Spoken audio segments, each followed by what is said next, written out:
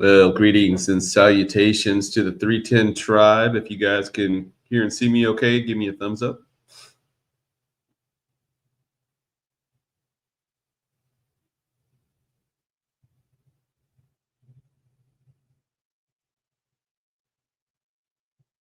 All right, thank you.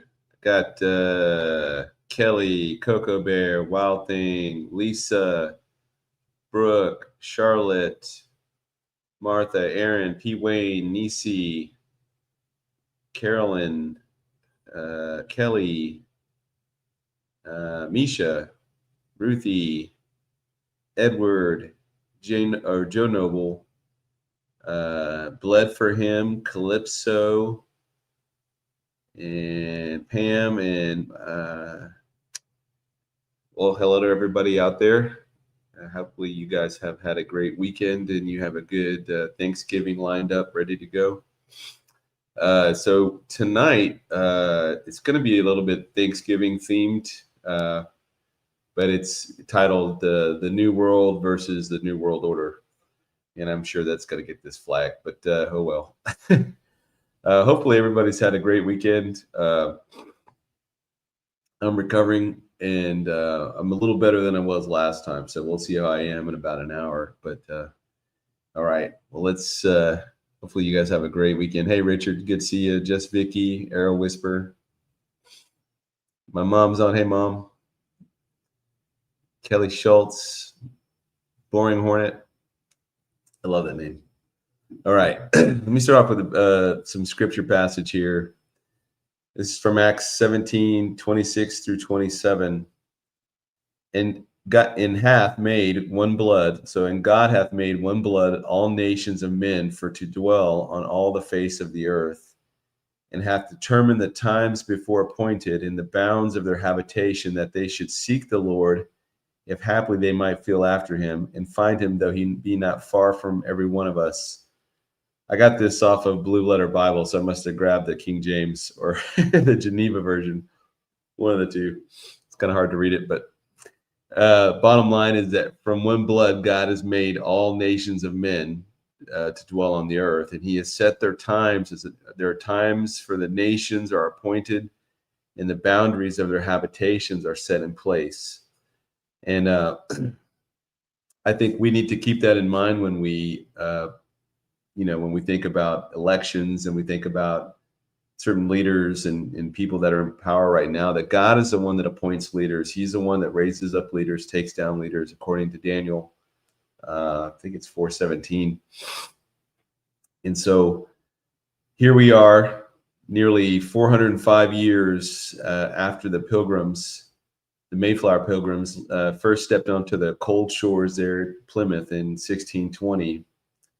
And they carried with them little more than courage and conviction and the stubborn hope that they could be a free people who could chart a future unbound by religious tyranny. Now, they believed in the New World would be a place where conscience was not a crime, where faith was not regulated by some type of a crown, where ordinary families, albeit hardened by storms, were also anchored by Scripture. They could build societies secured by liberty. But over 4 centuries later, the same ideals that brought them here have been repackaged, hijacked, and weaponized against the very foundations upon which these ideals were built. What began as a quest for religious freedom has been co-opted by powerful interests, political, financial, ideological, and the intent on forging an entirely different kind of world, a new world order, not built by free men, but built by the elites who believe only they deserve to rule. The story of America has always been marked by tension between tyranny and liberty, dependence and self-governance, justice and corruption. And each generation has faced its own attempts to strangle the republic. But now, as the lines between government, corporations, intelligence agencies, and global institutions seem to blur into this seamless, unaccountable technocracy, our nation finds itself at a breaking point. A republic can survive wars, depressions, and political upheavals, but it cannot survive the systemic dismantling of its foundations. unless we understand the long arc of how we got here, we won't recognize how close we are to losing the very freedom the Pilgrims crossed an ocean to find. And it's one of these stories that, I think if you were to live 1,000 years ago, you could have never imagined a country like America existing. It seemed too good to be true. And yet here we are, we're this, what was the guy's name? John Winthrop, 1630, said we were a shining city up on a hill. I mean, that's what he envisioned. He envisioned that for us. But I want to go back to the Pilgrims. I want to walk through history a little bit and kind of talk about how we got to where we are today. And to think about the Pilgrims, you had, the Dutch, I think they were Dutch, early Dutch, Anabaptist and Puritans, and obviously you had all these different sects that had broken out after the Reformation. And one thing that they had in common is that, whether you're a Lutheran, a Episcopalian, Anabaptist, Puritan, on and on and on, the one thing that you had in common is you couldn't stand the Roman Catholic Church.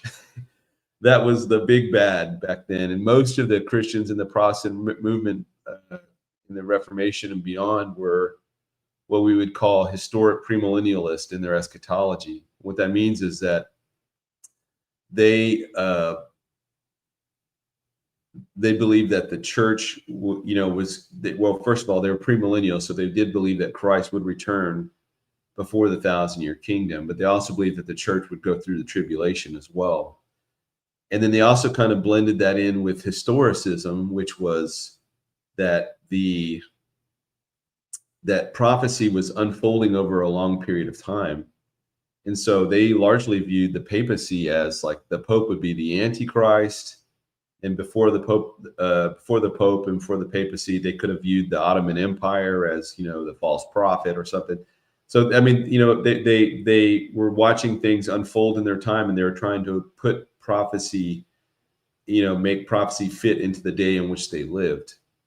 And so that was their view going over. They wanted to be free of the tyranny of the Roman Catholic Church, which had long held sway over Europe for over 1,000 years.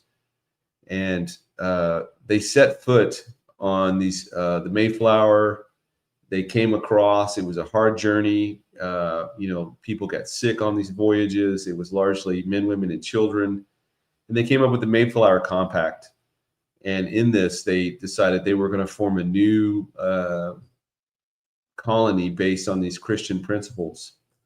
And you can obviously look up the Mayflower Compact, just Google that, and it'll pull right up.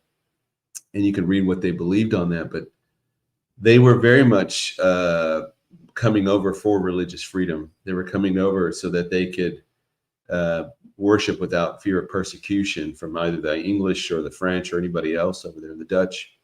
And nobody really wanted them. They just were like, they were the oddballs out. The Puritans were the odd ones out. So it was one of those things that I think was divinely orchestrated, that God allowed them to, the right time, the right place, they decided to come over. And what's interesting to me is that 5 centuries earlier, in the 10th century, the Vikings had come over. They had found the earth at that time was in a period of global warming. So a lot of the northern sea routes were not frozen. It was more favorable to travel. So the Vikings, who were mostly up in Denmark and Sweden and in Norway, and the what do we call that area now? I'm blanking on Scandinavia, and then parts of England, etc. They conquered England, or they invaded England over a period of centuries, but they'd also set up colonies and places in Iceland and then on to Greenland, and then they just kept going west, and so they ended up in what they called Vinland or Vineland, which would be like Nova Scotia today. But we know that we found Viking settlements as far west into the Americas as, I want to say, Minnesota, somewhere around the Great Lakes. And so there is the one question I've always had was, like, you have this warrior class people, people that were bred for battle, who could not make it in America. And it seemed like they just tucked-tailed and ran, because at a certain point, there's hardly any evidence that they were here. We found, settlements, recently, within the last, 50, 60 years, we found evidence of their arrival here. But for the most part, people did not, people expected that the first kind of English, white people that had come to America were the pilgrims. I mean, I grew up believing that. And so, why did the Vikings leave so quickly? And they left because they found the natives here to be incredibly hostile, and they were in great number, and they were able to repel the Vikings and to kick them off their land. They didn't want to share the land or the resources with these people. And so the question is, well, how did these pacifist Puritans come over and establish permanent colonies if the Vikings couldn't do it 5 centuries earlier? Well, obviously, a lot of things had happened between when the Vikings first came and by the time the Pilgrims came. Christopher Columbus and the Spanish had discovered the Caribbean in 1492. I can't remember which island they landed on, but from there the Spanish began to move into Mexico and Florida and places like that. And as they came over in greater and greater numbers, they began to bring with them what we call the old world diseases. And these are things that largely Europeans had become inoculated to, just by virtue of growing up in that time and being exposed to that stuff over and over. Well, the natives had never been exposed to any of that stuff. And so you had things like smallpox, the measles, influenza, typhus, diphtheria, whooping cough, and then the bubonic plague. And so after just 100 years of being exposed to that, a lot of the native populations were just getting decimated. And so by the time the Puritans arrived, the native populations were nowhere near the numbers that they were when the Vikings had come. So that isn't one reason why, but it's going back to this principle that we see in Acts 17, 26 and 27, that God establishes the boundaries and appoints the times for nations. And at the right time, the right place, the Puritans came over. And it just so happened that the native populations weren't hostile, because they were in far fewer numbers than they'd ever been. And they were able to establish a foothold there in the Americas, there in Plymouth Rock in Massachusetts. And then from there, obviously it grew on to the establishment of the 13 colonies. And during that time, from 1620 through 1776, this was all North America was under British control. And what came out of that was these 13 colonies. And each of these colonies were each colony had its own constitution, and each constitution reiterated their belief in the Christian God, in the Bible, Christian principles. And that was almost a standard for everyone. Although they did allow for the freedom of religion. You can exercise your freedom, the freedom to worship how you want to worship, as long as it was Christian. And it was always done with the Christian mindset in view. Obviously, at the time, there wasn't like the Hindus or Muslims or any other groups coming with them. I think there might have been a few Jews in that time, especially around the time of the Revolutionary War. But for the most part, it was overwhelmingly Christian. So I don't know exactly what year Maryland was a colony, but I believe Maryland was the exception for Catholic colonies, which is why they called it Maryland. So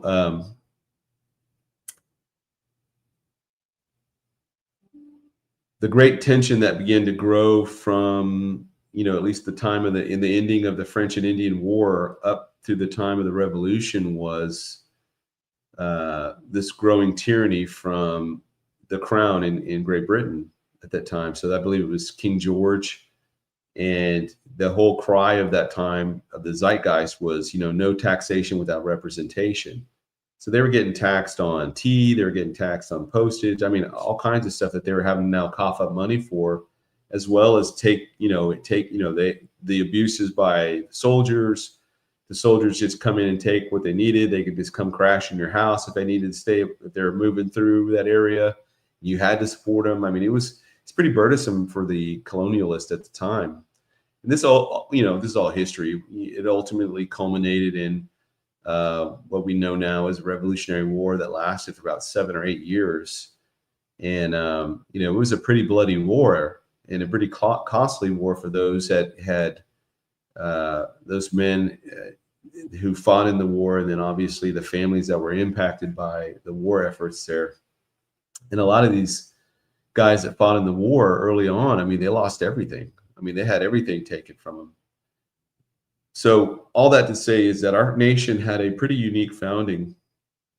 And I just wanted to remind us that, we're coming up on 405 years. It's like 404 years, 10 months, 23 days, something in that neighborhood, of where we started out as a nation, a Christian nation.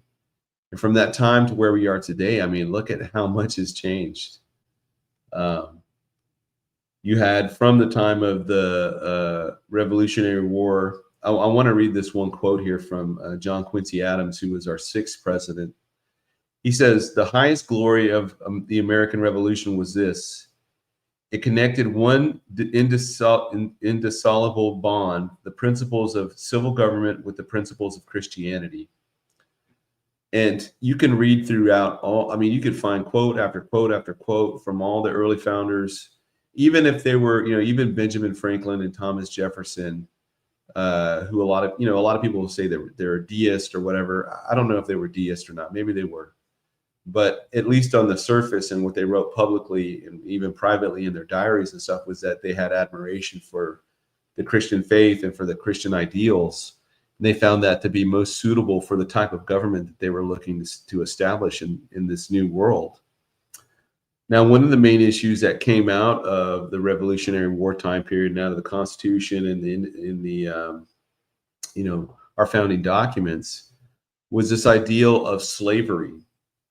And so if you go, fast forward a few decades to Douglas, Frederick Douglass, and he has that famous quote is, he says, what does the 4th of July mean to the slave, to the black man? And so he's got a point. Not all men were created equal. It was that way on paper, and that's the way it was written. But in practice, there were still these old world ideals that had come over with them. And so the practice of slavery continued from the time of the Revolutionary War all the way up through the Civil War. And I've spoke on this in the past. I've also written about this in the past, all the things that led up to the Civil War. And there was about 20 major milestones that happened. And Thomas Jefferson, even in the 1820s, saw this as the major stain on America. He goes, this is going to have, I'm paraphrasing him here, but it's going to come to a culminating point. And that culminating point would become the Civil War. Now, from that time period,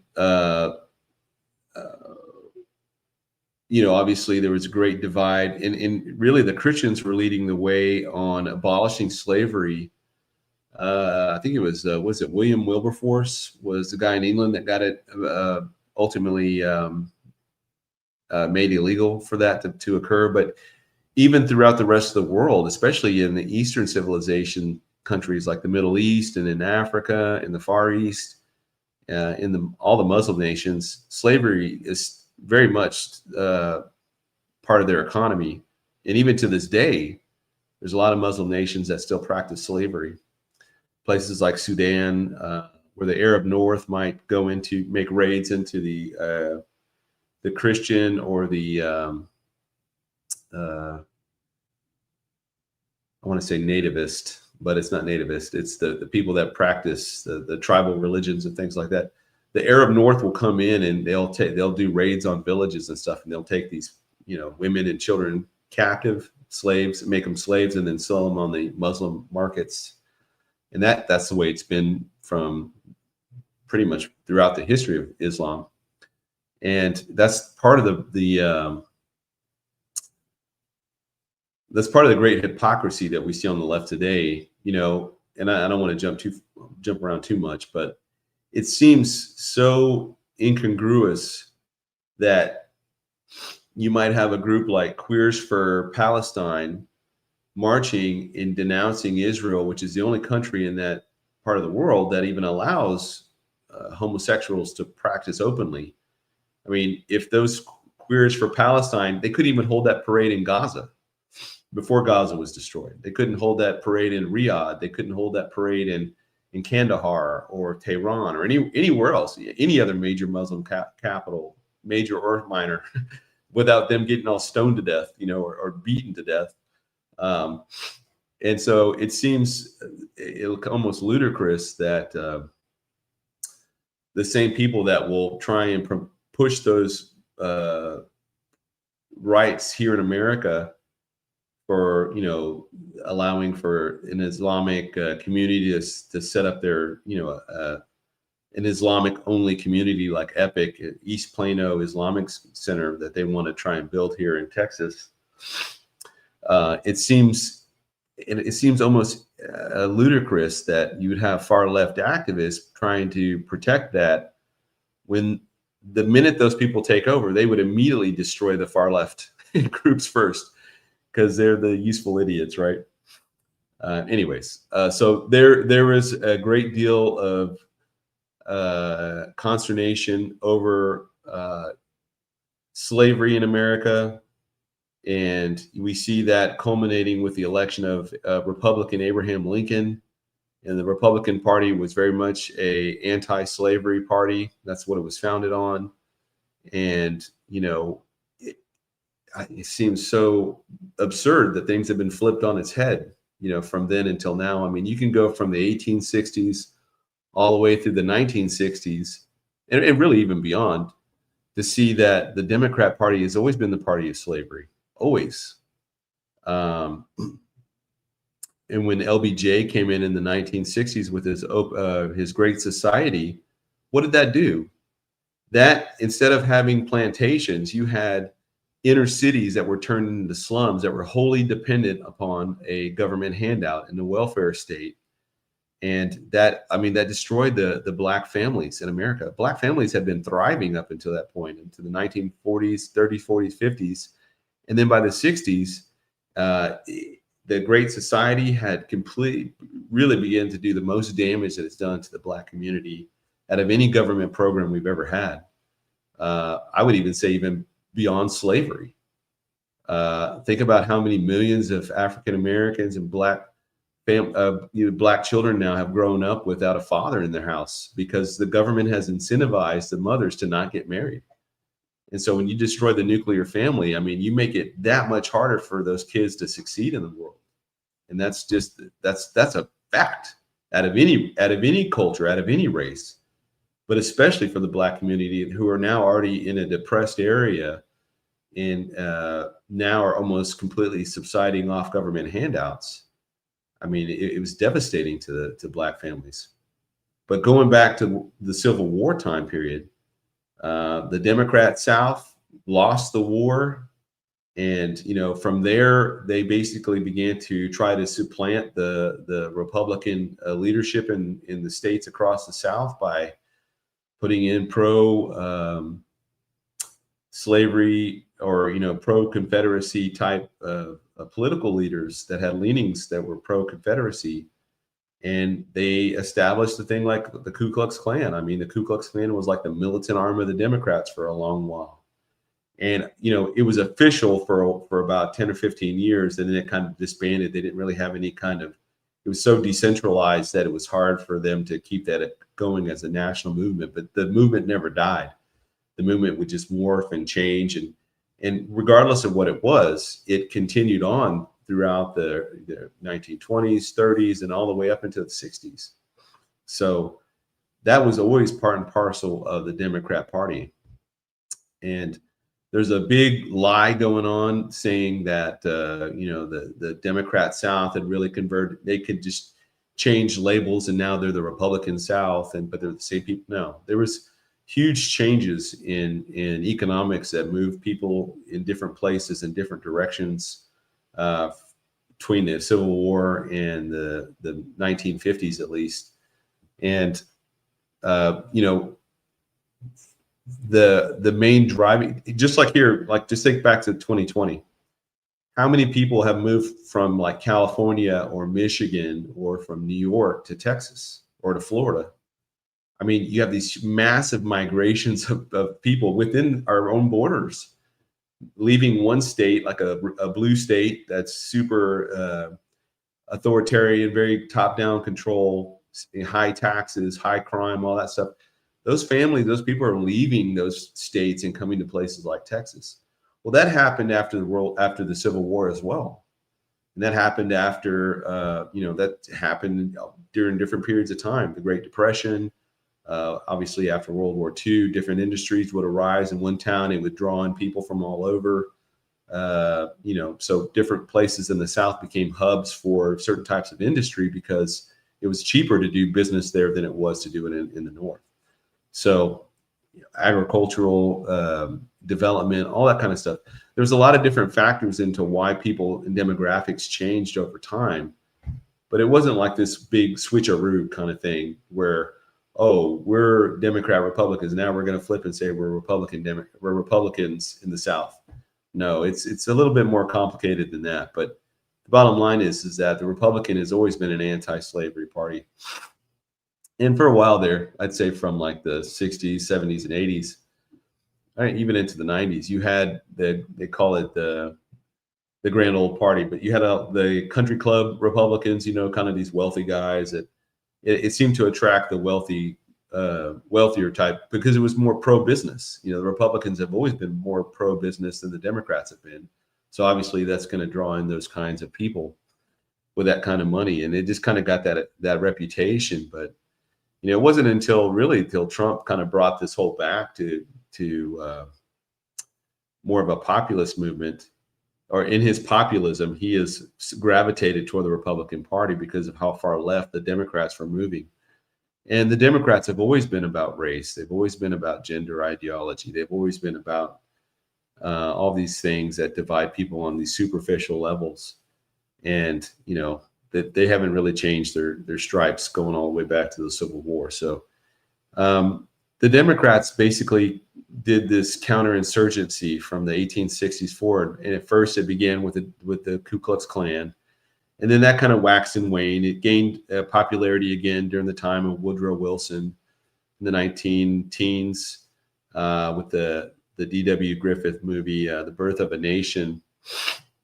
But Woodrow Wilson is a Democrat who not only signed into law the Federal Reserve Act, which has been terrible for our country to begin with in, I think, 1913, if I'm not mistaken. Somebody correct me if I'm wrong on that. And but he also reintroduced segregation in the federal government. And it's a Democrat, reintroduced segregation in the federal government in the late 19-teens.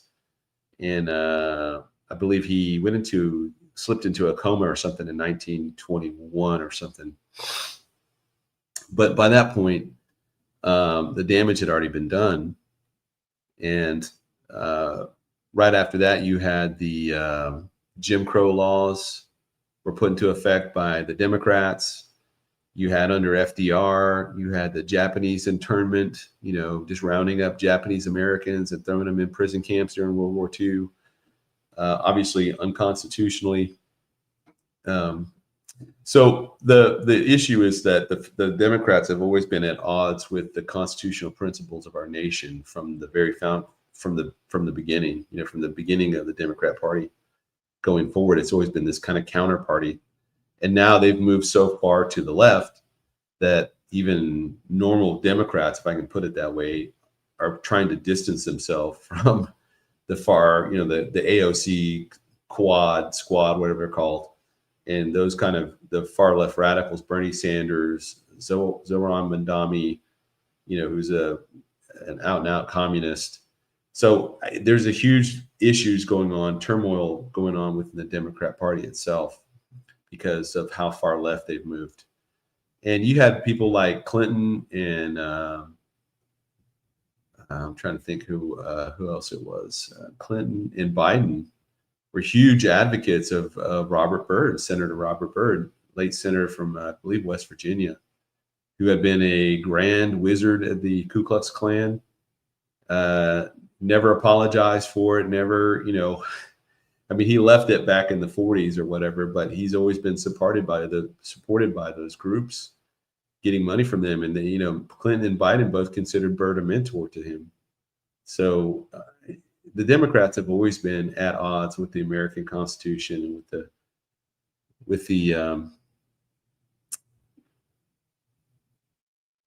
the founding, Judeo-Christian principles of what makes our nation great. And so it's no wonder to me that we're at this kind of turning point now for the Democrat Party. I think they're done. I think as far as the party goes, I think they're dead. Now, we've seen some here in the most recent, like these special elections that we just had. We had these four special elections that were in, blue states where we thought the red, the conservative or Republican candidate might have a shot at winning. But, there's never been any really good, especially for like New York City. I think the last real conservative guy they had back there was Giuliani. And then everybody else has been very much milquetoast or, tied in with Wall Street or whatever. And so it was a long shot anyways there. But, when you get all kinds of backing, financial backing from people like Soros and these far left activist groups and Arab groups, Qataris, pumping in money, it's hard to counter that kind of momentum. Especially when these blue strongholds that have been, kind of in place for decades and decades and decades, Chicago, New York City, Los Angeles, San Francisco. I'd even say Minneapolis now, some other places like that. And it's hard to counter that kind of influence when you have so many decades of control there. And think about how much damage the Obamas were able to do in 8 years by putting people at every level of government, just staffing it with people that were who believed in what you believed in, were ideologues under the auspices of socialism and gender ideology and all the woke stuff. And it's hard to counter that when your government becomes so infected at every single level with people like that. I mean, you're having the swamp is far deeper, far bigger than anybody could have anticipated. And even on the right, you have a lot of these inside the Beltway establishment types who've been in power forever, and they call themselves Republican, but really they're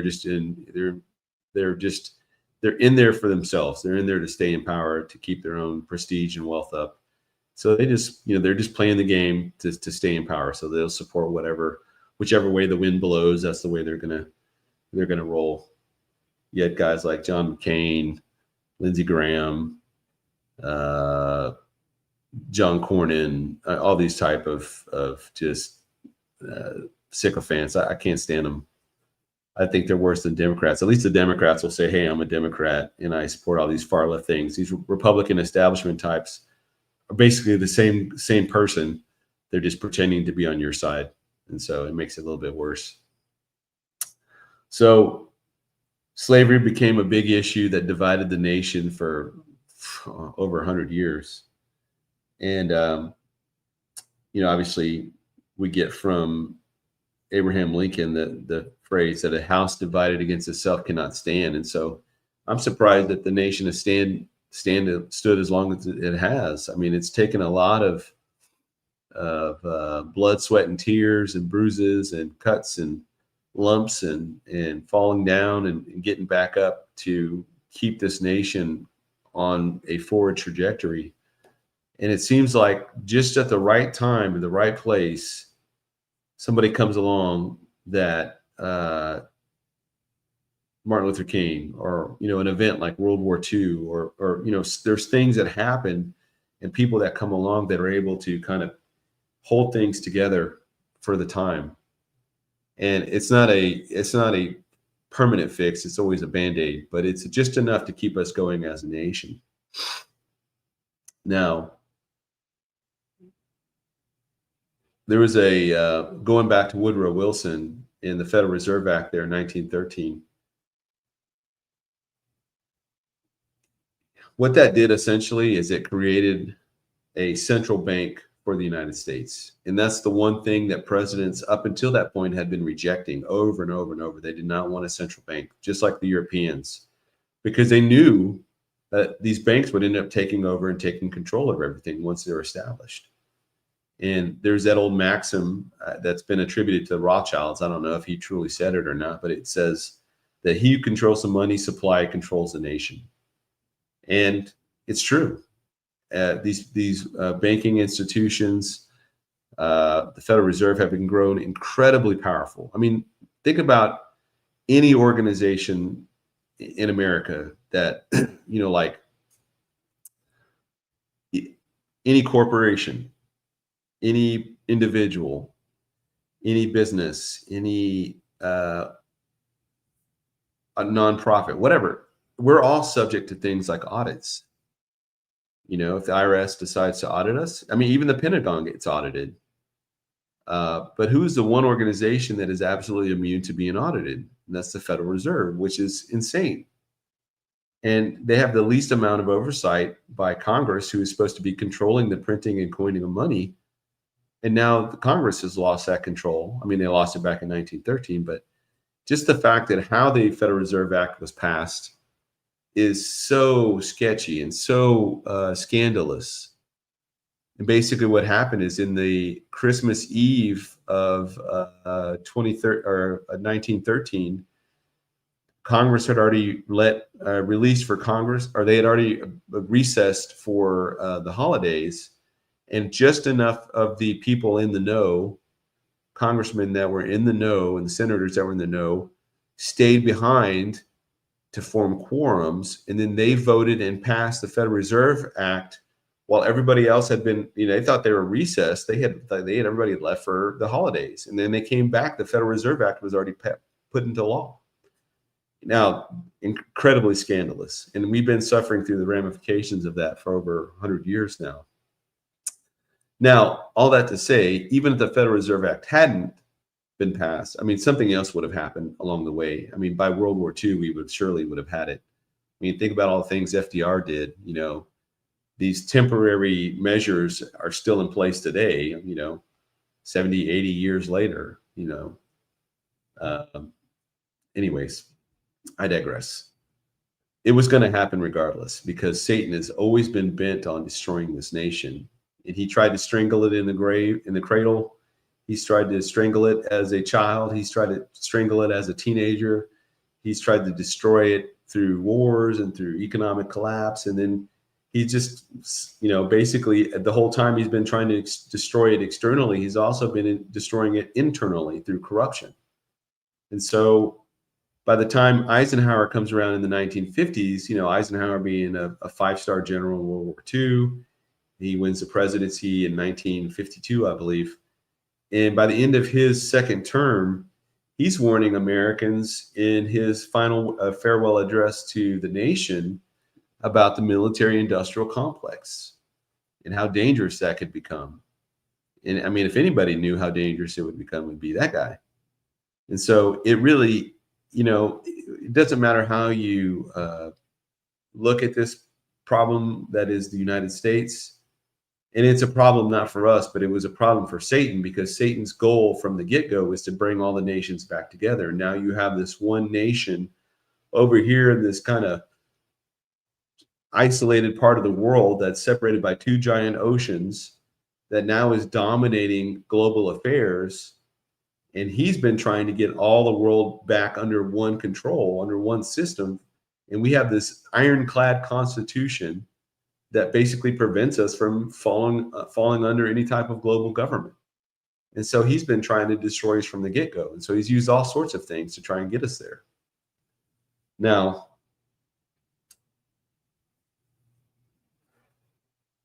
Wilson, out of all the presidents, I think he's probably in my top 5 that I hate the most. And I don't want to say hate. I mean, I hated his administration, put it that way. I didn't hate him as a person, although I didn't agree with him on hardly anything. I hated what he did to the nation. And one of the things that he did obviously he did the Federal Reserve Act. He reinstituted segregation in the federal government. And then he also got us into World War I. after campaigning, this would have been 1915, campaigning to keep us out of the war. He's like, I'm going to keep our boys from going to the war. And then as soon as he wins the presidency, what do? We go straight into World War I. And so that ends up killing, I don't know how many Americans at the time. I mean, tens of thousands of Americans died in World War I, let alone all the millions that had died in World War I. But all of that, did he really care about that war? No. He wanted a seat at the table because he wanted, he had this whole vision of this 1,000 points of light. He wanted to create a global government. And his dream was the League of Nations. And the League of Nations was the predecessor to the United Nations. And so that his whole thing about getting into World War I was being able to have a seat at the table so that we could dictate the terms of the League of Nations, that we could control it, so that all the nations would be, kind of be subservient under the United States, under the auspices of the League of Nations. And of course, we see this later in World War II under another Democrat, Franklin Roosevelt, who on his fourth term in office, he dies in office in his fourth term, but he was a big supporter of that. And it seemed by the time that was, coming about, the end of the World War II was, certain, or was, especially after the victory in Europe, it seemed almost a certainty that we were going to win. They really began pushing this in 1945, or 1944 and 1945, him and Churchill. So, but by then, the League of Nations had already been in place for several decades, 3 decades. So there was already this international body of governments that had tried to form some type of supra government over all the other nations. So it just seemed like, hey, this is going to be like the League of Nations 2.0. We're just going to give it more teeth this time, because the League of Nations was weak in a lot of different areas and didn't have the type of authority that would, really make it a organization of relevance. And now they took all the things that didn't work with the League of Nations, and then they fixed it with the United Nations. Well, we've had the United Nations in place for 70 something years now. And look at, what have they done? What good have they done? I mean, they've done more harm than they've done good. And right now, they've basically just become a laughing stock when they put North Korea, Iran, all these different countries that are huge human rights violators in these positions of authority, supposedly monitoring human rights or whatever. It doesn't make any sense. It's a laughing stock. And so all that to say, the world is moving exactly along the direction that God said it was. And from World War II, we had the atomic bomb. Obviously, the Manhattan Project had garnered us the ability to split the atom and then weaponize that. And out of World War II, we got, obviously the United Nations, and we got NATO, the North Atlantic Treaty Organization, in 1949. And we began to make all these alliances and stuff again. And the world, again, had divided into two parts. It had the Western civilization, then you had the Eastern civilization under the Soviet Union, and now communist China. And so we had a lot of missteps as a nation.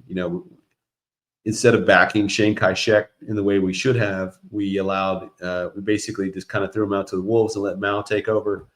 And now we've been dealing with repercussions of a communist China, a nation the size of China, ever since. And not only them, but North Korea and Vietnam and all these other places we've gotten involved with. But one of the most disastrous things, I think, for the United States, and this is my opinion, was at the end of World War II, as we were closing in on Berlin, we confiscated a lot of their, not just technology, but a lot of their science and a lot of their research that they'd done into human experiments, as well as, this really far advanced technology, rocket technology, for example. But within the Army intelligence at the time, because at the time, like the CIA didn't exist at this point, we our Army intelligence guys go into Berlin. They recover a lot of these documents from the SS and from these people that had been doing experiments on prisoners of war, injecting them with LSD and injecting them with all sorts of things, trying to create truth serums and things like that. We took all that data back and we began to add on to it, add on to this research. So that's why the CIA gets involved in things like, early in the 1950s in Operation Paperclip, which is where we brought in all these Nazi scientists into our emerging space program at that point. We also brought in a lot of the documentation, a lot of the research that were done inside of the Holocaust, inside of these concentration camps, and the things that the Nazis had done to in terms of human experiments. We also brought in a lot of their Gestapo research on mind control, things like that, where they're putting people through all sorts of drug trials to figure out how they can break them or how they can control them or whatever. And that's a lot of what led into like MK Ultra and all the other programs that the CIA were involved in for the next decades and 20, 30, 40 years, probably still going on to this day. And so it tainted us. I mean, in a very bad way, in my opinion. And I know that if you have a guy like Wernher von Braun, who was, supposedly became a Christian later in his life, I don't know if he ever did or not. But let's just say out of the 1,600 scientists that we had brought over, even if 10 or 15% of them still held to their Nazi loyalties in terms of ideologies, even if they didn't publicly express it, there's things that they still believed, and they went on to all levels of echelons of government. I mean, you could see how that would create issues going forward in terms of, because now they're coming from a different worldview that's not aligned with America and it's not aligned with our Constitution. And so there begins to create thousands of little fractures along the way where they begin to implement their own agendas and their own plans in whatever station they end up in government or defense industries. And to me, that's problematic because that's also part and parcel why we have a deep state. And you could go back to Eisenhower. I think it was in 1953, he introduced the classification system within the United States that began to classify information, from, secret, top secret, above top secret, all the different levels of classification that we have now. And that really shielded the government from really any oversight, because now if you want to talk about some kind of a program that the government's doing, whether it's legal or illegal, they don't even have to talk to you about it publicly, because you don't have the proper classification to even sit in here and listen to this briefing. And we see this all the time with Congress. They're trying to bring some, whistleblower, or they're trying to bring in some type of a leader in for questioning. And the guy's like, well, that's classified. We have to do that in a closed door session or something. And so then that's all, none of the public gets any wind of that. And so that became incredibly toxic system that the government abused to great extent for decades. And when I was in, I had a top secret SCI clearance, almost 20 years, but I don't have it now. And I didn't even really use it then at the time. It was just standard for what I had to do at the time. But I don't know. It just seems so bizarre to me that the taxpayer funds all of this stuff, but is given very little about what they're actually funding. And I think that lack of oversight across the government is incredibly problematic. Now, there are some things, obviously, that have to be classified. There are things that have to be controlled, but the abuse of the classification system is way out of control, way out of control. So that, there were programs that need to be kept top secret. There are things that have to be, because if the enemy gets wind of what we're doing, then obviously they will just copy that technology or copy whatever that is. And then we lose the edge, militarily. And you don't want your enemies, who have no moral compunction to follow. They're not under the Constitution. They're not under any type of Bill of Rights or anything like that. So they can abuse any type of rights in their country. We don't want to arm them with that kind of stuff. And so there is a precedent for some levels of classification, but the overarching problem that we've had is that it's just been abused by so much for so long that it needed to be completely overhauled. And hopefully they get it done this administration. Now,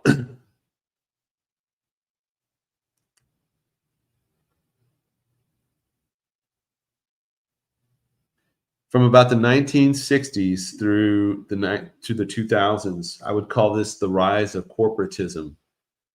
And so we did have monopolies early in the 20th century. Theodore Roosevelt and other presidents, Harding and others had dealt with, the scandals of their day and the monopolies of their day. But what it began in the 1960s going forward was the rise of corporate America. And now we're starting to see that corporations are beginning to dictate policy through lobbying efforts and through mergers and through media ownership or propaganda through the media and in ad space. And then you start to see the rise in the cost of how much it costs somebody to run for president. I mean, that's why they're always out campaigning for money, because now it costs so much money. And now it's all about money. And when you have a corporate interest and your bottom line isn't to the Constitution, but it's to making more money, then you're not solely focused on what's best for America. You're going to be looking at what's best around the world. I mean, you want your market to be global. And so you become purveyors of globalism. Think about McDonald's, Disney, Coca-Cola, Nike, all these places that have global markets. Is their loyalty only to the United States? No, their loyalty is going to be to that corporation. And now it's even worse now with the internet, because you have companies like NVIDIA, Google, Microsoft, etc., Apple, whose markets are truly global. And now that globalism has made headways into the United States in ways that the government has a hard time dealing with and keeping up with, because of the amount of money that's being pumped into our nation.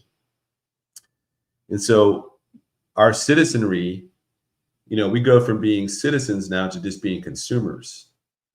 And I think the biggest the biggest disaster that's come from all of that has been the mergers of these big, these big companies that merge together. Then they become, big pharma, big tech, big agriculture, big, whatever. And they become so powerful in their own right that, I mean, their annual, I'm trying to think of the term, their annual budgets often eclipse a lot of other nations. At the nation level, they can eclipse these other nations because of how much money they bring in. And I forget the exact number, but it's something like Elon Musk has so much money now that he could fund the United States wholly for 8 years. He could hire a full-time 100,000 man mercenary army to do whatever he wants them to do. I mean, he's got more money than a lot of nations and more power than a lot of nations. And I'm not besmirching Musk or Bezos or any of those guys like that. I'm just saying that they've been able to accumulate so much wealth at this point that the nation states largely around the world have become almost irrelevant, because you have private corporations now that move more money than they do and have more power, more influence than they do. Not the United States, and not China, and not Russia and big countries like that, but out of the 193 nations in the world, there's probably a good 50, 60, 70, 80 of them where these corporations eclipse them, and they're basically irrelevant in terms of power and prestige and wealth. And they're a flag, that's really what they are. And then from there, the corporate era, we saw that really the big pushback against the corporate era in the early 2000s. What was the name of that group, if you guys can remember, that were protesting Wall Street? it was Occupy Wall Street. I think that's what it was called. And you had a lot of that pushback in the early 2000s, especially after 9/11, or not too soon after 9/11, and up until the big bailout there in 2008, when these big banks began to fail, and we had the big $1 trillion not buyouts, but I'm blanking on it.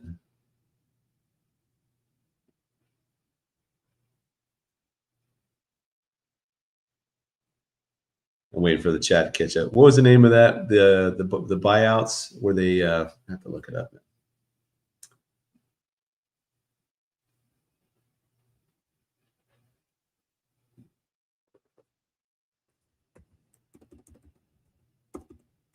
$2008 bank bailout. Yeah, TARP. That's what it was. The 2008 bank bailout was a U.S. government rescue package primarily under the Troubled Asset Relief Program, TARP, enacted to prevent the collapse of financial systems during the global financial crisis. Wayne got it. Thank you, Wayne. So yeah. So I mean, and where did all that money go? No idea. No idea. Anybody that says they know, they're full of it, because who knows where that money went. There's so many conspiracies around that. I don't even want to go down that rabbit hole. But we basically gave trillions of dollars to these massive financial institutions to do who knows what. And how did they get that money? They printed it. Well, who printed it? The Federal Reserve printed it. The Federal Reserve isn't under the control of the U.S. government. The Federal Reserve is basically a private cartel of bankers, and they don't get audited. And they don't care if it's going to cause inflation, because you know what? They're so wealthy at this point, like for them, it doesn't touch them, but it touches us. I mean, if you look at the price of things, how much things have, think about it.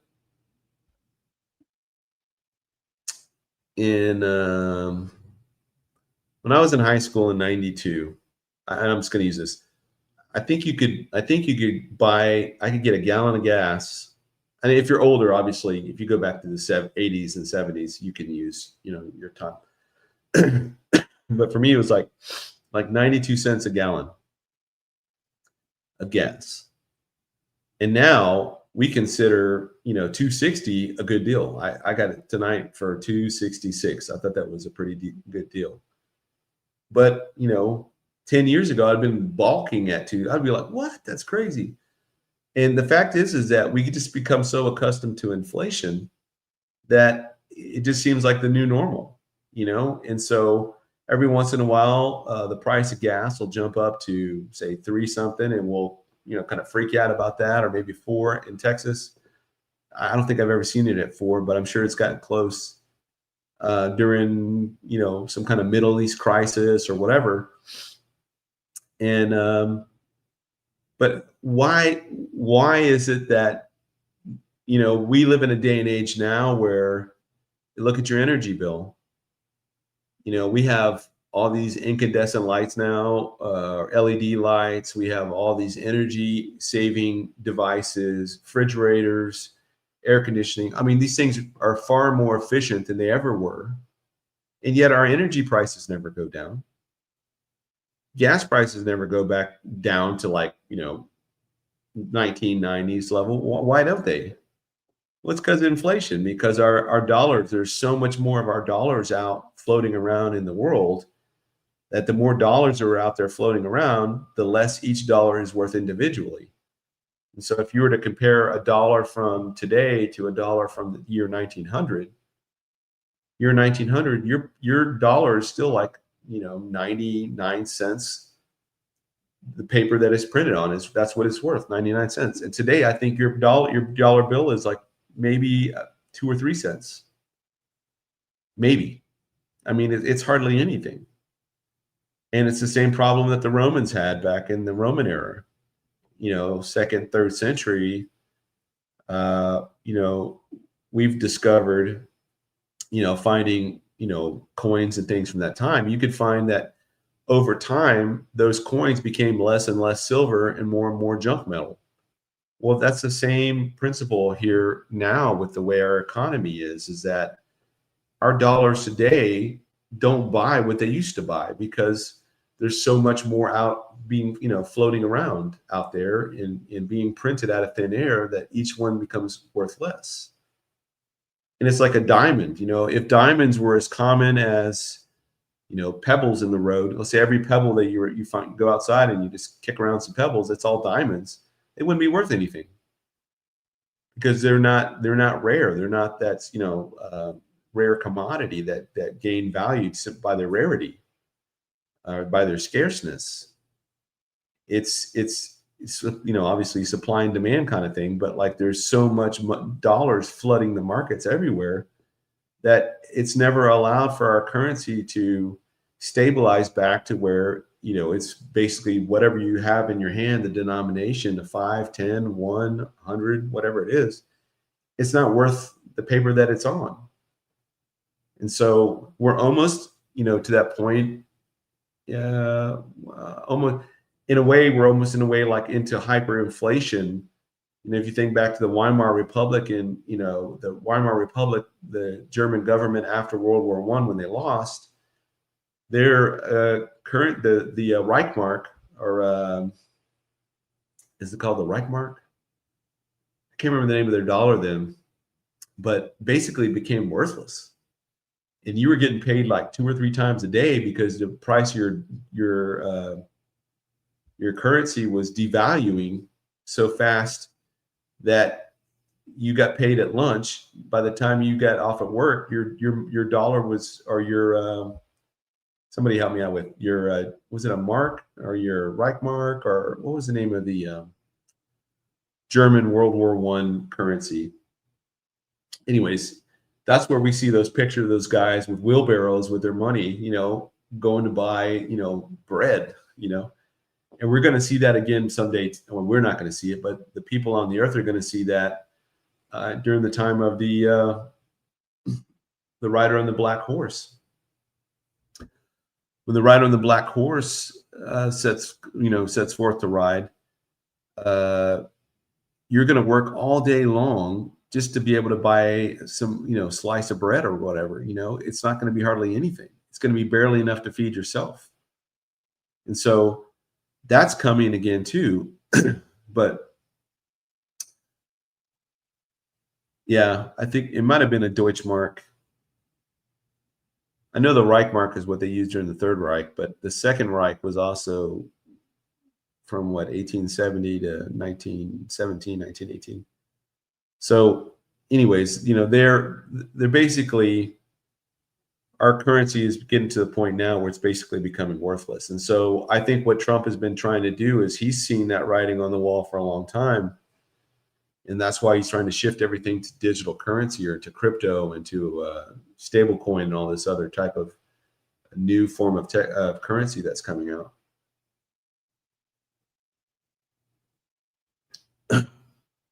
I mean, he's got to know that the jig is up on our dollar. Like, we're 37 trillion in debt. There's no way to pay that off.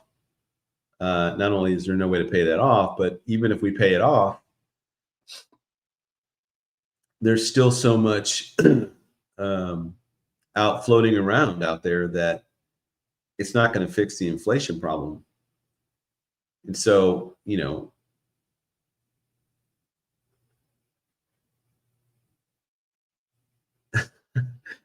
Richard, yeah, I hear you. But, that's why everything is shifting to digital.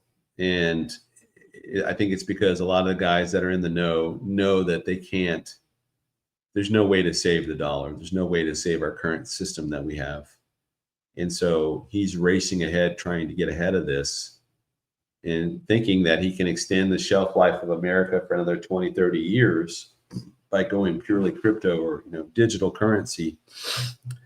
Yeah, but that has its own sets of problems, right? I mean, digital currency is completely programmable. It's going to be something that, if the system goes down and it goes offline for an hour, it comes back on, you could be completely wiped out and you have no physical assets. And that's what the big push is for gold and silver and all that kind of tangible assets these days in order to maintain some kind of wealth. And my point is that it doesn't matter if you have land. It doesn't matter if you have gold or whatever. Your gold can be taken from you. Your silver can be taken from you. Your land can be taken from you. Whatever the government needs, they're going to take from you because they have the power and you don't. You and I don't, right? But I do hearken to the fact that Jesus was talking in terms of the last days, and he was saying that, you know, the days of Noah, it'd be like the days of Noah at the end, where people were buying and selling and marrying, giving in marriage, and there'd be this sense of normalcy going on in the world. And we're almost at that point where we're losing that. We're starting to lose that normalcy, and so I think that's why we're so close to where we are. And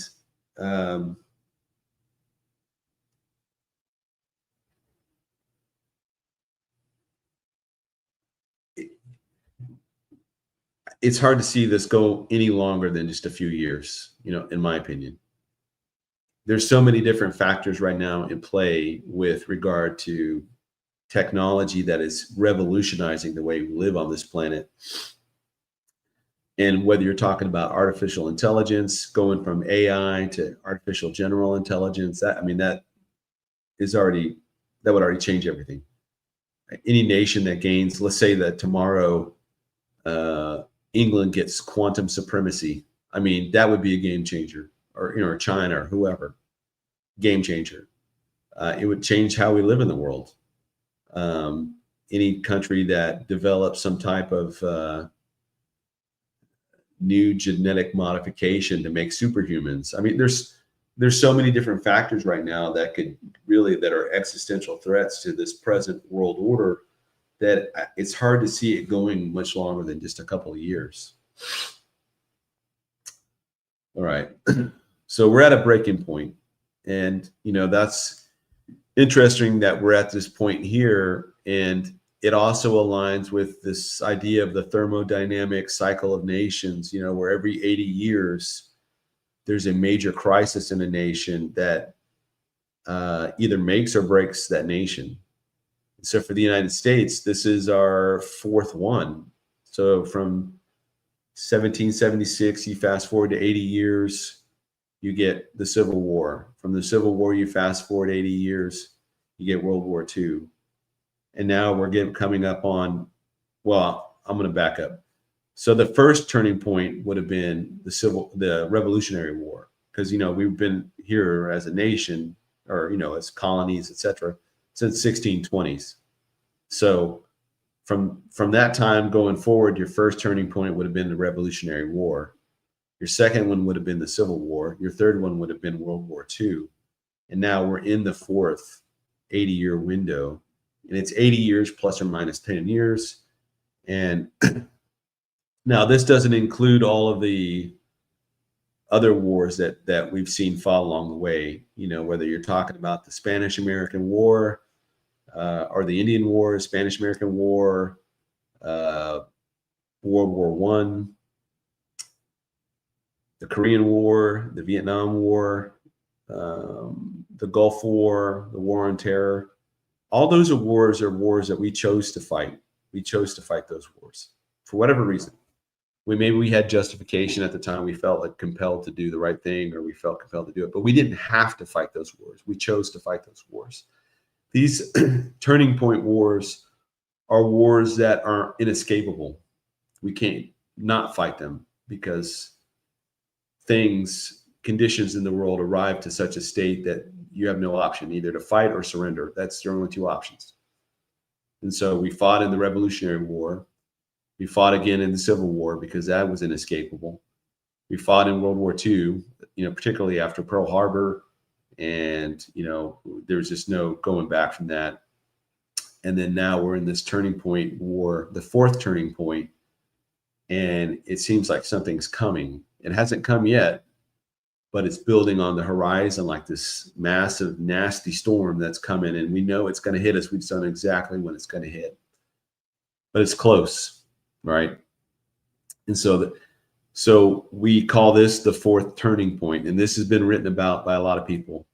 And it's interesting to me that it also culminates at the time that the United Nations has got the Great Reset and Agenda 2030, and the World Economic Forum and all these other groups are thinking that this is the time period when there's going to be a massive change in the world to the way the world was to the way it's going to become. And if the way the world was with the United States at the top of the pecking order, leading all the other nations, and that's going to change. The United States is no longer going to be at the top. So they're seeing that change, right? And they've been calling this for a long time. And so we know something's coming. If you watch Brent Gillette at all, I mean, he's pointing this stuff out left and right, and he's kind of like this alarm going off saying, hey, this is happening. This is going to change things. This is going to change things. This is going to change things. There's no going back from this. You can't undo this. And he's right. He's pointing these things out. And you're going to see in a very short order that everything he's been pointing to is coming to fruition. But I also harken back to what Jesus said, that it's going to be like the days of Lot, the days of Noah. And I know when Jesus was talking about that, depending on what show you're listening to, they might focus in on the Nephilim, or they might focus in on, the wickedness or violence. But what Jesus was really hitting at there was the normalcy of those days. People were just going about their daily lives. So if we have this great economic collapse or this great shutdown like we had in 2020, or we have this massive, great depression style type of collapse, where I can't see that as being normal.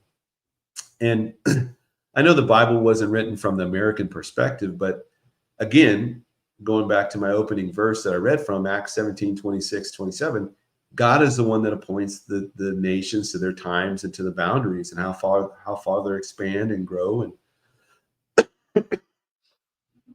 And it seems like the role that we've been destined to play is about to be played out. And so at the collapsing of the United States, which I think happens at the rapture, that creates the world's greatest power vacuum it's ever seen. And in that power vacuum, it allows for the floodgates to open and all these other things to take place that have to take place according to Bible prophecy. The battle of Gog and Magog, that's got to happen. And that's going to basically draw in Muslims from all over the world. They're going to try and do this surprise attack against Israel while the U.S. is in no position to help. And I know some people like to think that that has to do with like the Islamization of America and things like that. I do think that that's a problem in the United States, but I don't think that that is going to be the overarching thing that causes us to not get involved in Gog and Magog. I think that we don't get involved in Gog and Magog because our government will be in some form of collapse. And I think it'll be in a collapse because the rapture will all happen. And the rapture is going to create it's going to create the perfect crisis for the world to come together in some type of global system. And just go back through history that I've shared with you thus far, at least in the 20th century, out of World War I, what did we have? We had the League of Nations that came out of that. Out of World War II, what did we have? We had the United Nations. And so out of this collapse after the rapture and Gog and Magog, I think what's going to happen is you're going to have this new global system, global government that divides up into 10 regions, 10 areas, whatever, divisions.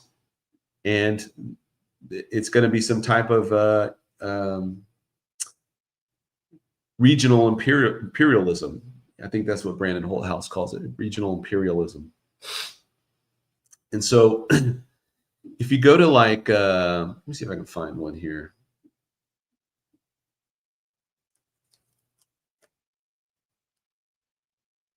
Let's see, I'll show you guys on the screen. If I can find my mouse. I need a mouse like Chooch, like a big old bunny rabbit or something. Let's see.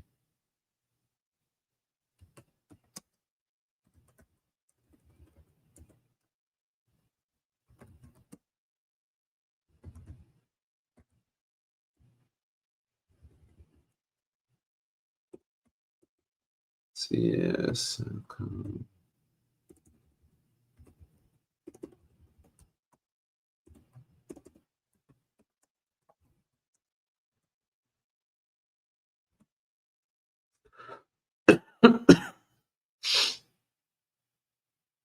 Oh, here we go. Oh, here's a good one.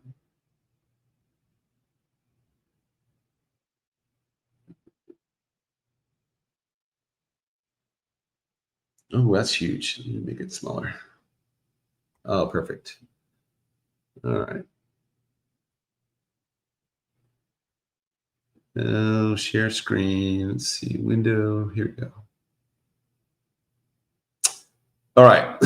So the way that the U.S. Department of Defense, aka the Department of War, divides up the world, we've done this in what, 7 regions, and then there's some other ones that have been added to it. But you have basically in the North America, U.S. Northcom or U.S. Northern Command, and then you have U.S. Southern Command for South America, Central and South America. U.S. EUCOM, which is your U.S. European Command, and then you have U.S. AFRICOM, African Command, U.S. Central Command, and then U.S. INDOPACOM. So that's what, 1, 2, 3, 4, 5, 6. Is that 6? 1, 2, 3, 4, 5, 6. Yeah, so 6, and then you have Space Command. So now there's a domain for space, and then you have one for cyber. So right now that's 6, 7, 8. So there's about 8 different domains where wars are commands, where wars can be waged and wars can be fought. And these are what we largely divide the world up to. And the Club of Rome obviously has, they have their own division of the world that's been around since the 90s. But all that to say is that the world's going to divide up, and it's going to divide up in a way that makes sense to them at that time to deal with the crisis. And if you take the United States out of the equation, somebody's got to step into that role to fill it. And so who's going to fill that role? Well, if I'm right, and there is a gap in time between the rapture and the official start of the 70th week, then it seems like that gap in time has to be significant enough for obviously the U.S. to collapse, for Israel's enemies to, get a wild hair to think, oh, well, this is the perfect time to take Israel out. If we got the big Satan out, let's just take out the little Satan right now.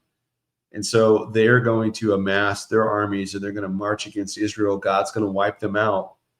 And then now you have 2 big power vacuums. You have the United States out of the equation, and then you have Islam in terms as a global militant force out of the equation.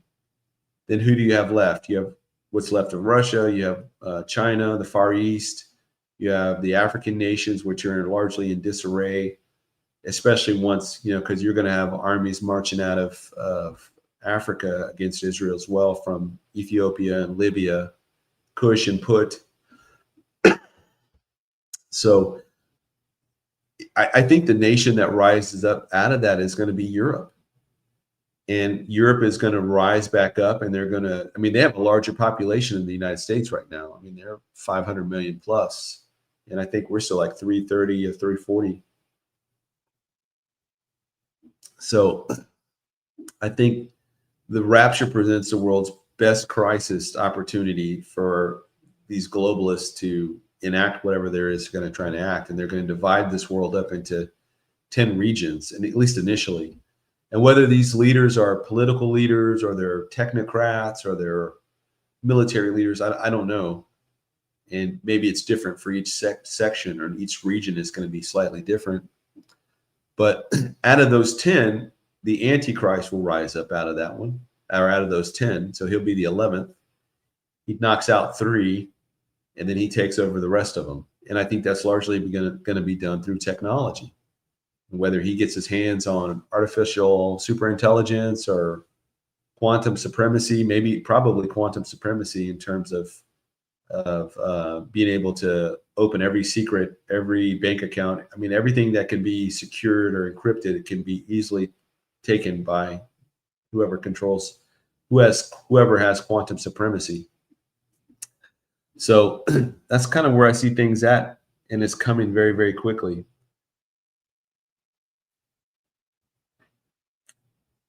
And it seems so crazy looking back on our country and I know not everybody here is from the United States, but like looking back at the history of our country, where we came from to where we are today, and all of this, taking this into the idea of Thanksgiving coming up on Thursday. It's a lot of mixed emotions, right? And I think Thanksgiving is a great time for us to sit back and be thankful for everything we do have. And I think most of us in here can be absolutely thankful for our family, our health, the jobs we've had, our children, grandchildren. I mean, even if you have very little to be thankful for, you have your salvation to be thankful for, which we would all be eternally grateful for our salvation. And for at least living in a country that offers us the ability to still share the gospel and live out our faith daily, not under the fear of imprisonment or execution or anything like that. And so I am thankful too for the pilgrims when they came over, for making that journey, because I'm sure it wasn't easy. Yet they risked everything and came over to have a chance at freedom. And so I guess this week, the takeaway for tonight is that despite all that stuff that's going on in the world, despite how crazy everything is, let's be thankful for what we have. Let's be thankful for what the Lord has given us. Let's take all this stuff tonight and just keep it into perspective that all of this, the world and all the things they're in, is passing away. The Lord's plan is it's still going forward. We can see it on the horizon coming. It's close. You can smell it in the air like a storm on the horizon. And that should get us excited, because we know what's going to come after that is going to be forever in heaven with our Creator. The God who spoke the universe into existence is who we'll be family of, and we'll be in our glorified bodies. There won't be any sin anymore. There won't be any fighting, any wars, any hate, anger, arguments. We'll be in eternal bliss with our Creator, with our fellow believers from all the ages. Our pets, I'm confident that our pets will be there. I'm confident that if you've lost a child and, miscarried or whatever, that you will see that child again. Or that, maybe your child died young or whatever the case is, you will absolutely be reunited with them, or reunited with your parents if they were believers, or siblings or friends. It'll be a great reunion. And, I love the idea. I think it was Lee. I can't remember who said this, but it's like, even after being there for like 5 minutes, it'll feel like you've always been there. And it'll always feel like it'll be like, I'm trying to phrase it the way that I heard it before. It's like, you'll feel like that's the way it's always been. And I don't know, it just seems amazing to me that at 1 trillion years from then, it'll never get old. It will never get boring. Heaven is not an endless church service that just goes on and on and on. No, it's going to be exploring and creating and living and ruling and reigning with our Creator for all eternity. So I'm very happy about that. Excuse me. All right, let me go to Discord here.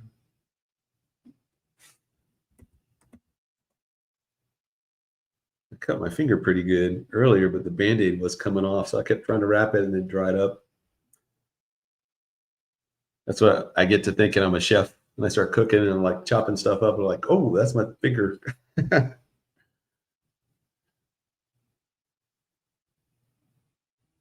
All right. This is from Brian. In Revelation 3:9, is the synagogue of Satan referring to those who think the church is spiritual Israel? Well, I certainly have my thoughts on it. I did a program on this last week called the Synagogue of Satan Squared. And basically, you have two churches where this is mentioned, the Church of Smyrna and the Church of Philadelphia. Both of those churches where Christ had nothing negative to say about those churches. And in the Church of Smyrna,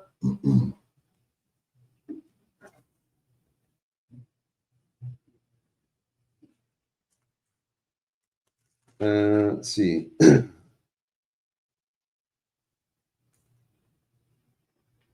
It says, I know your works, tribulation and poverty, but you are rich. And I know the blasphemy of those who say they are Jews and are not, but are a synagogue of Satan.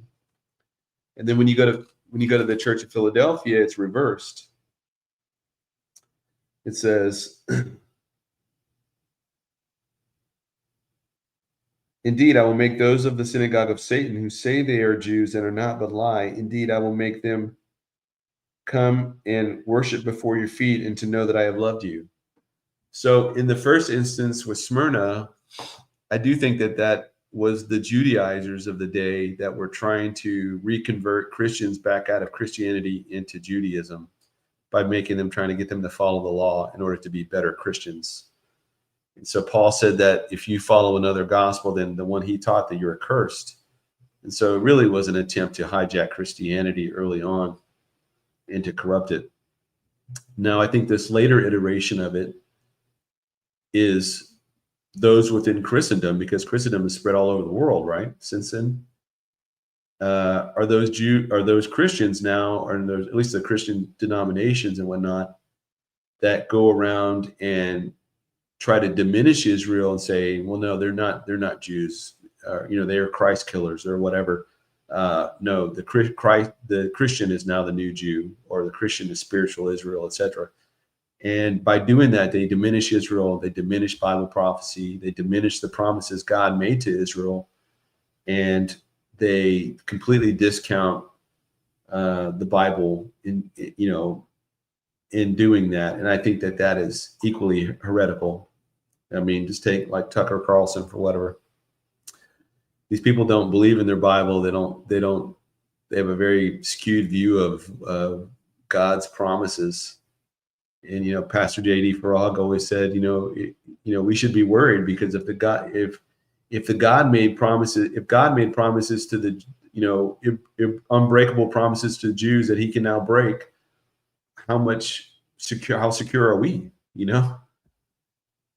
Who's to say that he doesn't go back on the promises he made to us? We should hope that he keeps those promises to the Jews, because that means our promises are secure with him. So that's what I think about that.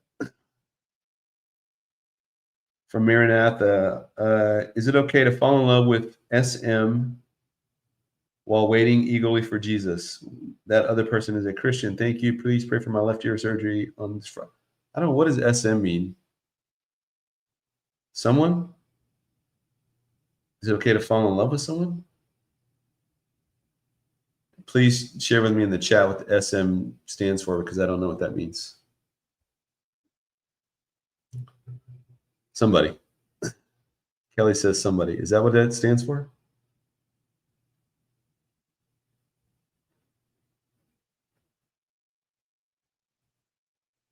Somebody. Yeah. I mean, we know that we're in the season of the Lord's return. We don't know the exact day or hour. So I would say if this is somebody that God's brought in your life, then you should absolutely, follow that, as long as that's, where you feel like the Lord's leading you and stuff. Single male. That's what I thought. Single male or service member. I don't know. Soulmate. Yeah, I don't see an issue with that. I'm not really the love expert, so probably better ask that to I don't even know who the Christian married gurus are. Maybe one of those channels. Richard, will there be seasons during the millennium, or will it be tropical 70-degree weather all the time? I just look at Revelation 21, where it talks about it seems like there'll be seasons, but not to the extremes that we have now.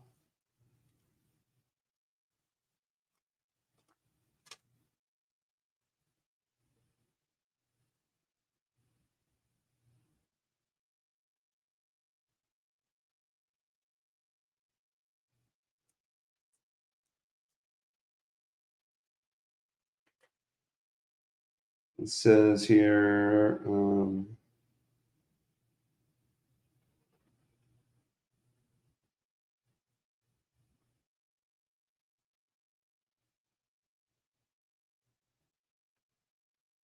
22.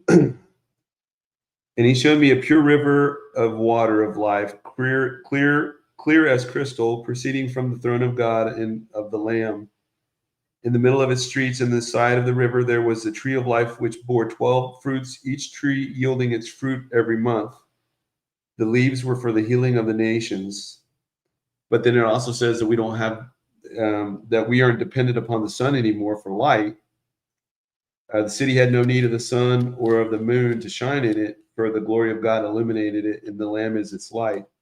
And the nations of those who are saved shall walk in its light. This is in 21. And the kings of the earth shall bring their glory and honor into it. And so there's no night at all. So it seems like the climate's going to be temperate all year long. I don't know if it's tropical climate or if it's kind of like the cool breeze, like the perfect day. You go outside and it's like, man, I wish every day was like this. Because I have days like that, and I'm, where it's the good breeze, it's cool, but it's warm, but it's not hot. So I think that, but there are different months. That's what I was thinking of. There's different months. And I think, again, time is something that will be there for us we're not going to be bound by time anymore, but it'll be there at least for like some kind of acknowledgement of it with the changing, with these leaves of each tree yielding its fruit every month. So the months will still be in place. So good question. But we'll be in our glorified bodies anyways. I mean, the weather is not going to impact us one way or the other. So my understanding is that if you're in your glorified body, if you want to go visit the outer rings of Saturn, you can, or, travel across the universe in space with just in your body, you'll be able to do that. Or go to the center of the sun, or go to the bottom of the ocean, or, whatever. You're not going to be inhibited by the physical constraints of our physical bodies at that point, because we won't be, we're immortal, Studio Patrick, future Babylon is described as a city. What scriptures support that? It is a system also. Has it manifested as different cities throughout the empires? Well, there's a Babylonian system that's been in place, obviously, since the Tower of Babel. And that's this worldly system. And the center of power has shifted from place to place throughout history. Started off in Babel, and then they were scattered, and then it went later on down to to Babylon, and then down to like Cairo, or where the Egyptian power structures were, the emperors or the pharaohs and stuff. And then, it seems power seemed to be always moving westward, occidental, or, whatever the term is, where power is always kind of shifted in that direction. We see there in the church to the letter of Pergamos that the throne of Satan is in Pergamos, which was at that time in Asia Minor. So, Satan has always had his power centers over different places at different times. But ultimately, each one of those are representative of the same kind of system. There's a kingdom of light and a kingdom of darkness.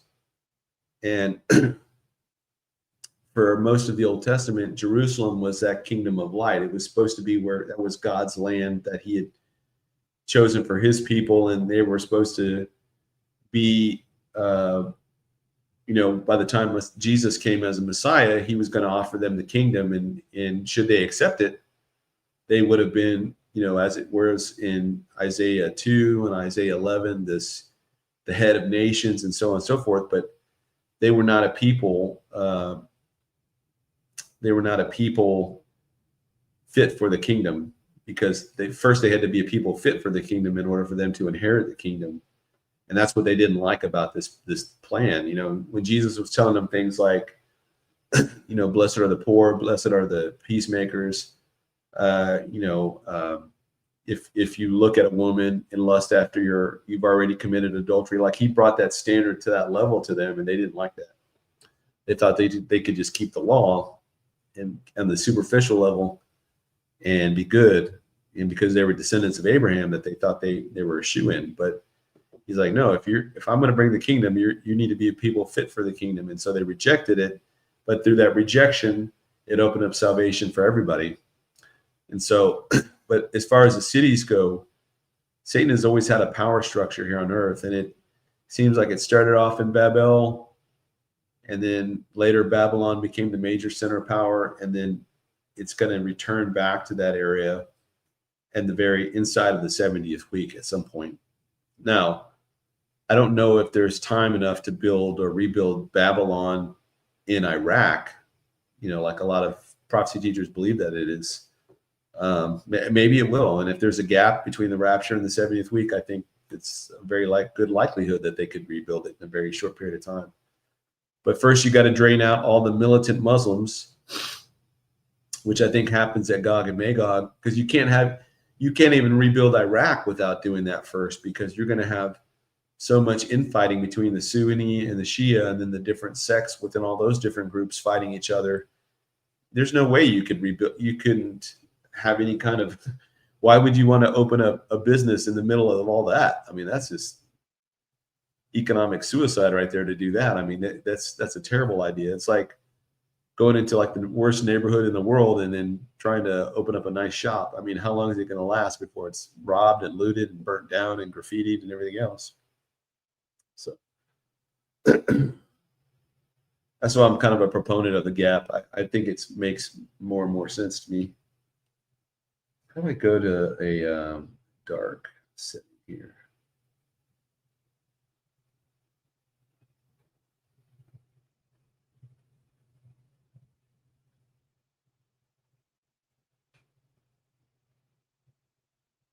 This is way too bright. All right, I don't know.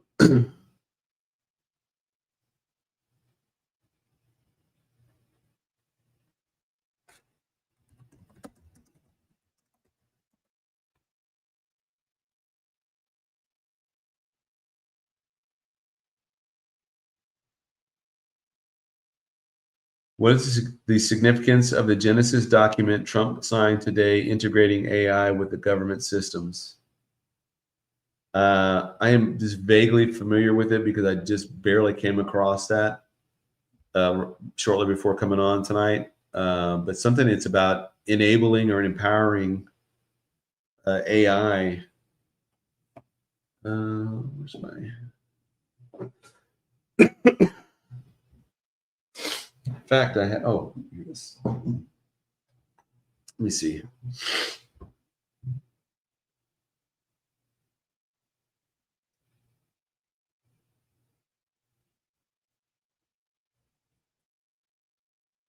I'm on a group text with John Holler and those guys, and they had sent this fact sheet out about that. The Genesis mission charges the Secretary of Energy with leveraging our national laboratories to unite America's brightest minds, most powerful computers, and vast scientific data into one cooperative system for research.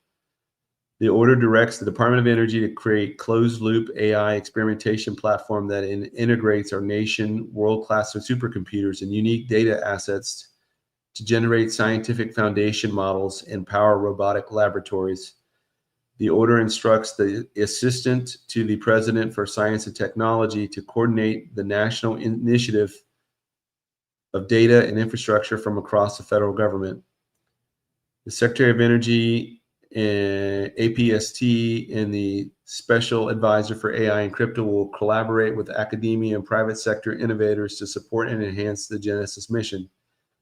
Priority areas of focus include greatest scientific challenges of our time that can dramatically improve our nation's national economic and health security, including biotechnology, critical materials, nuclear fission and fusion energy, space exploration, quantum information systems, and semiconductors and microelectronics. So it looks like they're going to double down and refocus all of their efforts on everything he just talked about there, about making us the leading edge for AI and for cutting edge technology going forward.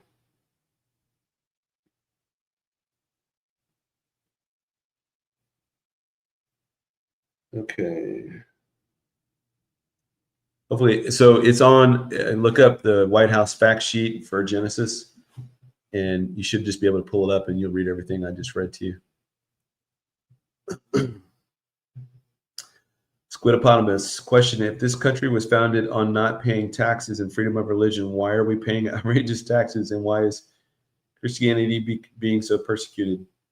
It's the inversion, right? It's the inversion. Everything God does, Satan is either corrupting or trying to destroy. So that's why it is the way it is right now.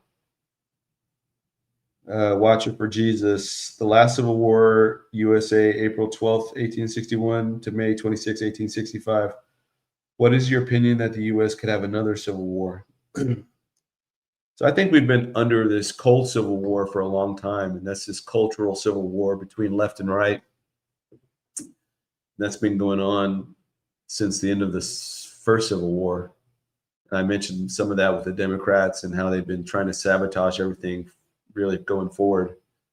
And so we're just kind of seeing that bubbling up right now. We were seeing it, I think, in the 2010s. It's far, in my opinion, we were far closer to a civil war at that point than we ever were. But I think with Trump coming back in and doing a lot of, he's trying to course correct on a lot of these things that people have been angry about for a long time. You know, I think that the actual civil war has been assuaged somewhat,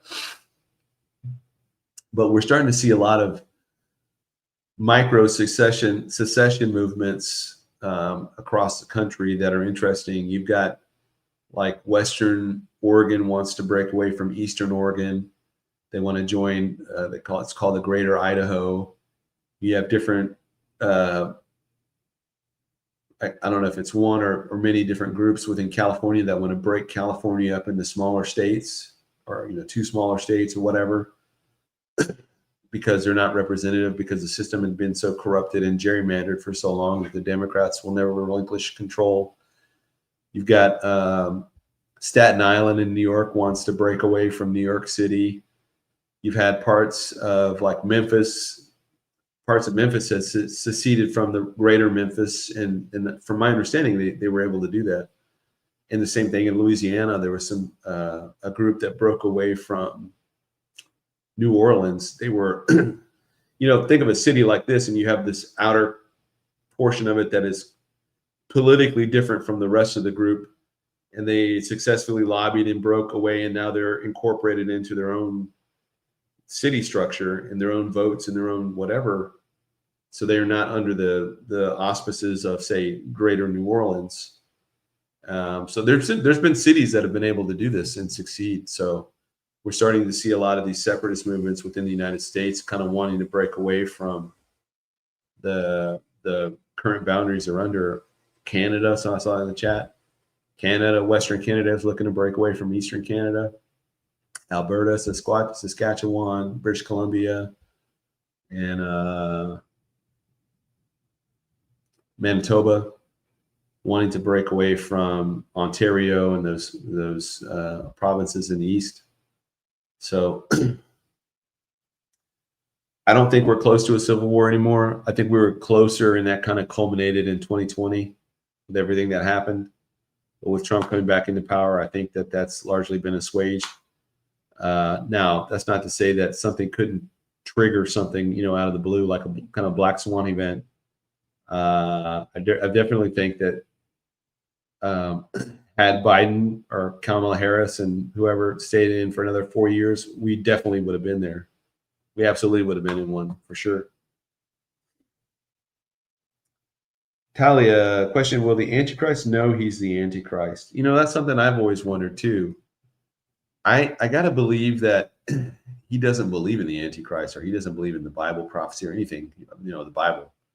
So he might say, okay, you can call me whatever, but I don't believe in any of that stuff anyway. So, it's kind of like Elon Musk a couple of years ago, before he had his kind of conservative makeover, whatever. He went to some Halloween party and he was dressed as like Baphomet. He had the upside down cross. I mean, it was like crazy outfit that he had on, but he didn't mind wearing it because it didn't mean anything to him. So I don't think the Antichrist, even if he is cognizant of the fact that he might be, like Peter Thiel, right? I think Peter Thiel is a candidate for the Antichrist. I don't know if he is or not. He's from Germany. He's a billionaire. He's homosexual. He's fascinated with this idea of the Antichrist. But when you drill into what he believes about the Antichrist, he doesn't necessarily think that Bible prophecy is written in stone. He thinks it can be changed, altered, whatever. So, it's hard to say. I would have to think that at some point in that process of his ascent to the top, he is in the back of his mind thinking, I wonder if I'm who they prophesied, but he probably doesn't believe it. So to him, it's not going to really matter.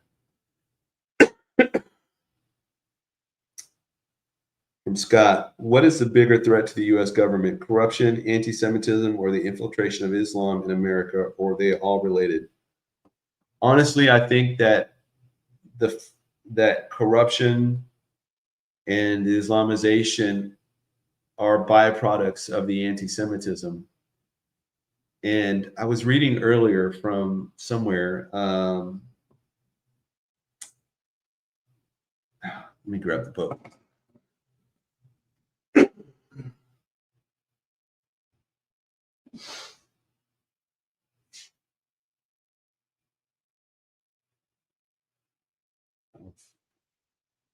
Thankfully, I bookmarked this page. This is from, I don't know why this doesn't show up on here. There it is. After America by Mark Stein. Page 269. This is from Eric Hoffer. I don't know who that is. Los Angeles Times, May 26, 1968. He says, I have a premonition that will not leave me. As it goes with Israel, so it will go with all of us. Should Israel perish, the Holocaust will be upon us. And I wrote to my congressman, Brandon Gill, and I said, look, this was a month or two ago. I just said, it seems like everything Trump's trying to do now is falling apart. And that was right after he came up with this statement that he refuses to allow Israel to annex Judea and Samaria. And now everything, they had that special election where they lost the Republicans lost everything. All the stuff he was trying to do now is starting to grind to a halt, and things are not working out. And to me, every time that Trump or any president tries to mess with Israel or becomes anti-Semitic in their policies or anti-Zionist in their policies, it does not bode well for us. Things begin to fall apart really quickly. And it goes back to the Abrahamic covenant, which is an unconditional covenant, meaning that has nothing to do with Israel's behavior. It's never been done away with. It's still in effect. Genesis 12:3, God tells Abraham, I will, speaking of him and his descendants, his physical earthly descendants, who are the 12 tribes, he says, I will bless those who bless you, and I will curse those who curse you. So when you begin to curse Israel or cause them harm or cause your policies that cause Israel harm, you start getting the cursing part from God. And I think things begin to fall apart rather quickly. And so we're getting a taste of that because of our policies of trying to make bedfellows with a lot of these Arab countries that are funding terrorism and funding the fight against Israel. We're trying to buddy up with them and make deals with them while also putting Israel over a barrel and making it more difficult for them to try and survive. And when we do that, we're starting to feel the repercussions of that with the Islamization of America. So to me, those things go hand in hand. From Becky 5-3, what kind of jobs will be there during the tribulation with all the judgments going on? Honestly, I don't know. It seems like you either have the mark and you can survive inside the tribulation for a few years, or you don't have a mark and then you're completely cut off from society. So what jobs are available inside there? I have no idea. I imagine if you have the mark, you're just going to be able to get whatever you want. And then you might be comfortable temporarily between the judgments or before and after the judgments if you survive them or aren't impacted by them for whatever reason. But then it's eternity in the lake of fire. So, I mean, you take your pick. I'd suffer for 7 years rather than go into the lake of fire for eternity.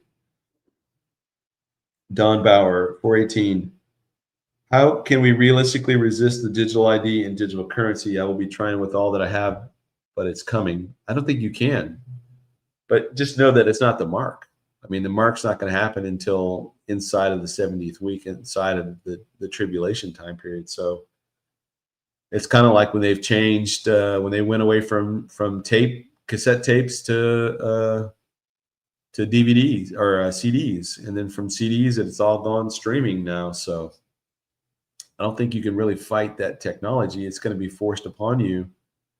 You know, I had my my old phone. I didn't even want to change my old phone, but it was not charging anymore. So I went in to just see if I could get the same phone model. And they're like, no, you can't even, we're not even making parts for those things anymore. So you could buy an old model, just don't have any way to really fix it or anything or replace parts for it. So even if you do want to try and hold on, and here's a problem with the digital currency though. Let's say that the United States says we are not going digital currency. We're sticking with the American dollar, you know, greenbacks, whatever. Well, what happens when the rest of the world goes on with digital currency? Then we won't be able to trade with anybody. I mean, it will cripple our economy in that way too. So it's being forced upon the entire world, and there's no way around it. So the only recourse that we can, the only thing we can lean back on is the assurance that Christ said that he will remove us before this hour of testing that's coming upon the whole world. Squidopotamus, we are so far in debt. Why does the government come after the small taxpayer for every cent? And why do they persecute to the fullest extent of the law? They can't even get their own money straight. Yep. I agree. I think they do that to make examples out of people, though.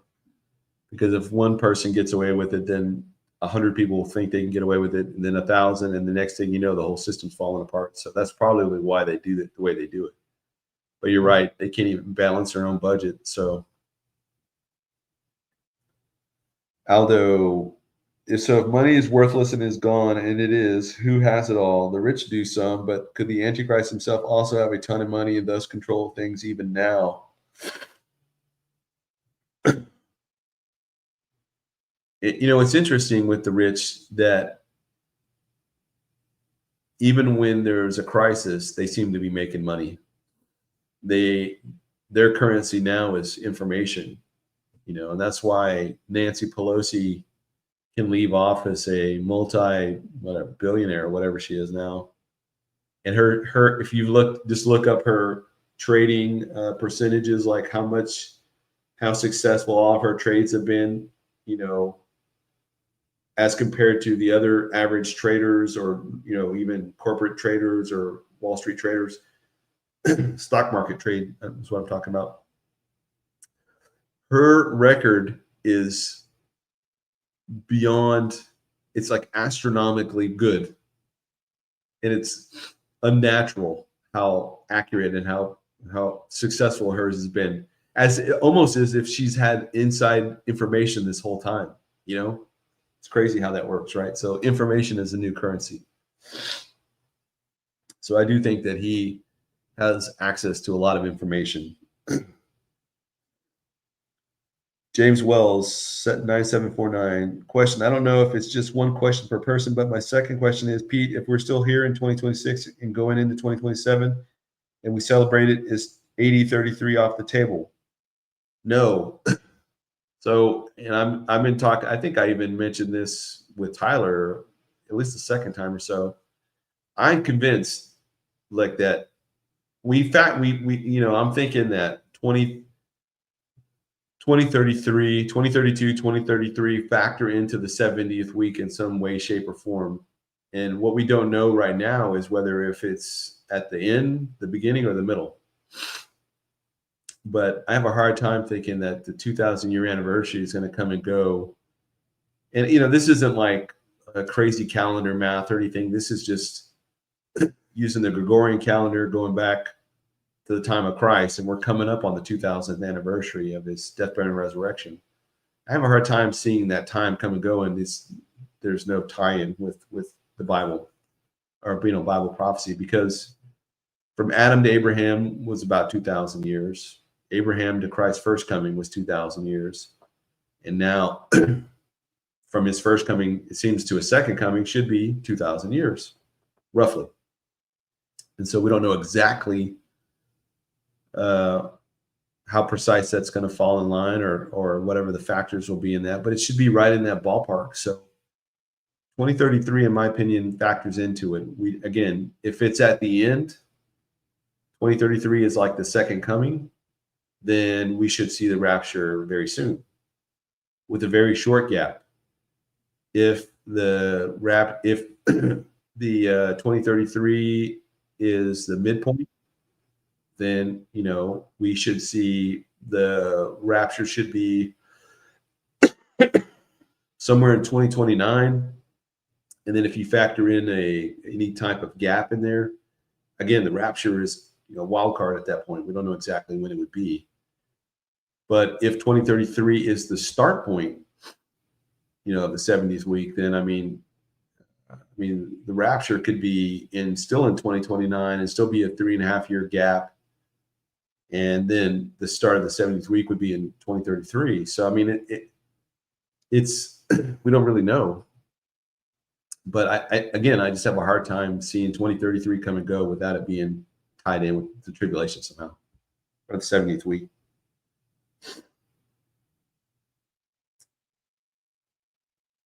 For my mom, I know questions are closed, but I wonder if we will know everyone in heaven.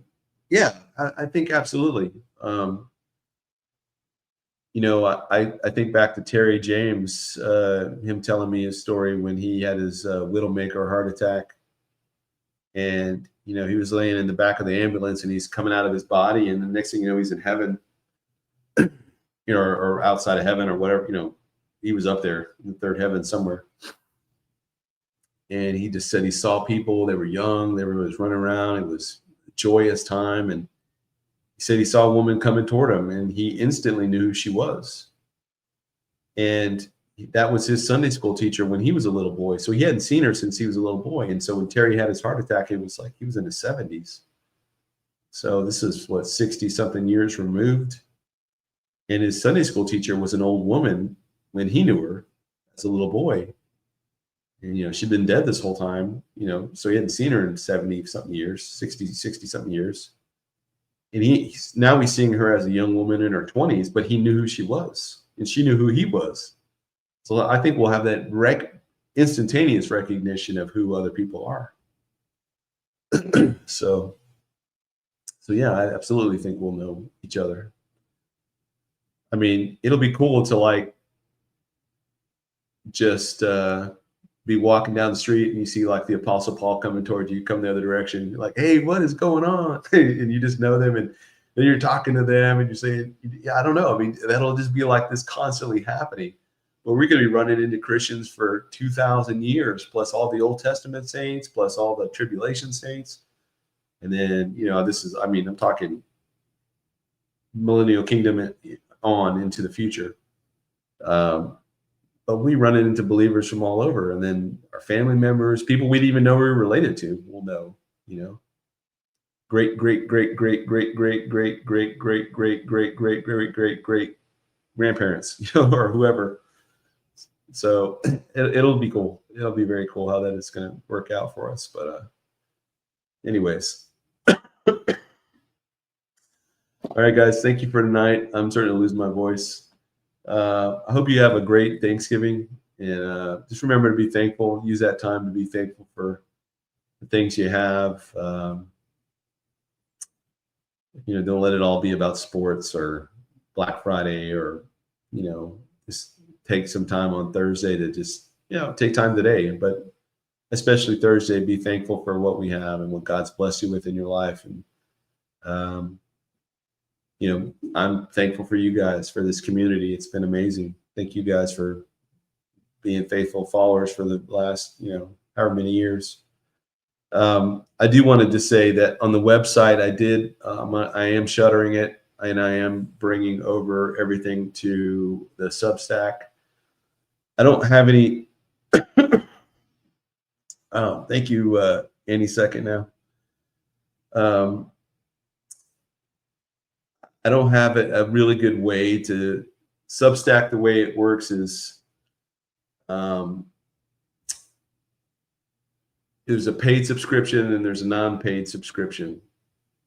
I want to keep the ability to comment and stuff simply for the paid subscription, primarily because when I had under the rev310.net website, I had so much spam over the years because everything is free.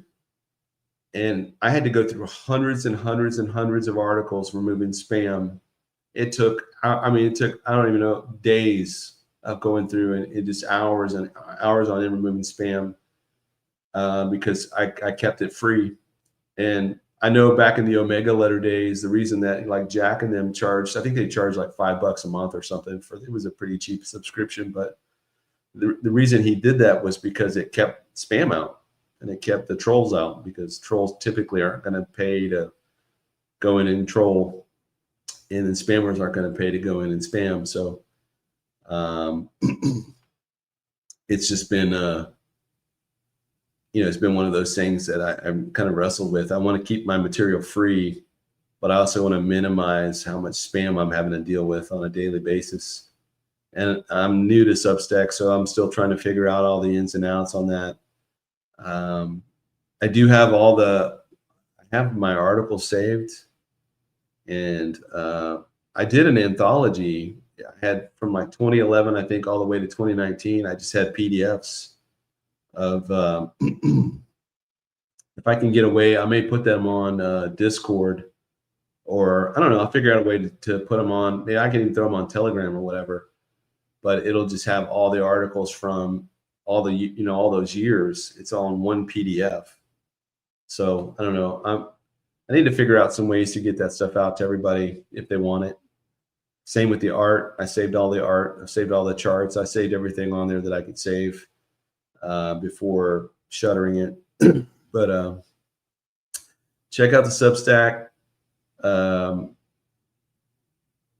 Again, thank you, James. Appreciate that.